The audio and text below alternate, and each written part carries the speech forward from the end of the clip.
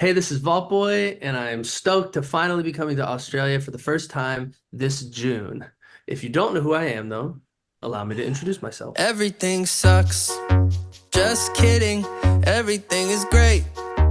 No, really. I started vaultboy at the very beginning of the pandemic. It was actually within a week of lockdown starting that I decided I was going to do this artist project. I came up with the name and I started writing down what I wanted people to feel when they listen to my music and what kind of colors I wanted to associate my songs with and what the style of production. I just had all of this in my brain, and then I spent pretty much all of lockdown up until the very end of 2020 kind of developing this thing out in my head and writing music, and then started posting on TikTok at the very end of 2020. You know, a couple months in, Everything Sucks happened. A couple months after that, Everything Sucks came out, and yeah, the ship has been sailing ever since. I think the biggest moment, though, especially coming from, the middle of the pandemic and posting things online and never doing anything in person, would probably be my first headline shows, which I did in February of last year. That was just a crazy moment. Just to go to a show and have everybody there and they're just there for you is a crazy thing. So yeah, that's definitely All my bad days and be okay, and be okay. I'm very excited. I've spent my whole childhood looking at kangaroos in TV shows, and I'm from Florida, and we have alligators, and I hear that crocodiles are kind of like the meaner, larger alligator.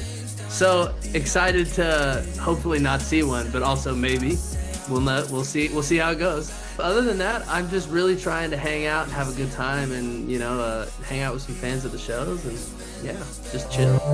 Movie screen, can't help but see you in. My favorite song to play live as of right now is probably my song Everything Hits Me at Once, but that's just because on my headline tour last year, 7 months before the song even came out, it was a very surprising reaction, but people had just big reactions every single time, and for an unreleased song, that's a pretty crazy thing. So I'm really excited to play it while people know it. There's a couple songs on the album that I think are gonna go crazy hard live, and one of them is a song called Take the Hit, and I haven't posted it on the internet yet, but I think when people hear it, they'll know what I mean. I think it's just gonna be so much fun to sing together. It's like a hopeful song. It's kind of like an anthemic, like just keep going in life kind of song. So that's one. Another big one that's gonna go crazy hard is called Everything Is Falling Apart Again. When you hear it, you'll know. You're so shallow. So Everything and Nothing is kind of just this full circle story, I guess, that showcases, a lot of the lighter, a lot of the sarcastic positivity part of my personality, as well as some of the darker and, anxiety and depression and existentialism of my personality. I think it's an album definitely that you should sit down and listen to from start to finish, because, there's not one song that just sounds like another.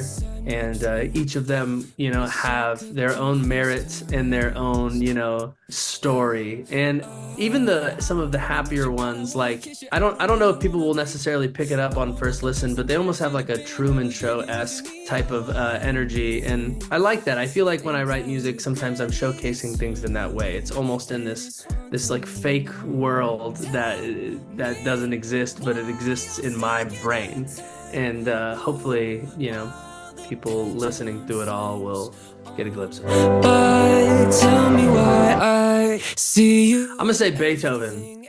Here's why. Hear me out. Imagine Beethoven, a symphony behind him, live orchestra, the best orchestrator really in history, you could argue, and then just a song of mine that has strings on it.